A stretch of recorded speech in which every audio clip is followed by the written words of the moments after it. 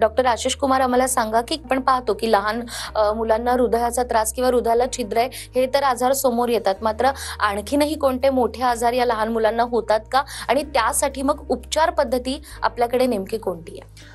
हां, नक्कीच. फक्त जसं मी सांगितलं, फक्त छिद्र म्हणजे जन्मजात हृदयाचे आजार नाहीत. त्याच्यामध्ये खूप कॉम्प्लेक्सिटीज पण असतात.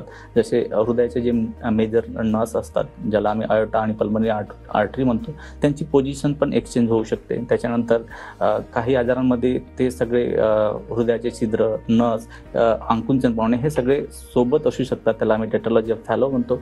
असे आजार जर असले तर ते त्वरित प्रेझेंट होतात आणि त्यांना उपचार पद्धती पण त्वरित लागतं. तर असे जर आढळलं की हात निळे पडतायत, तुमचं ओठ निळे पडतायत किंवा श्वास घ्यायला त्रास होत आहे, तुम्ही त्वरित हृदयरोग तज्ज्ञांचा सल्ला घेतल्यानंतर काही बाळांना लगेच उपचार करावा लागतं. त्याच्यामध्ये काही बाळांना अँजिओग्राफी मार्फत तर काही बाळांना ऑपरेशन मार्फत उपचार केले जातात.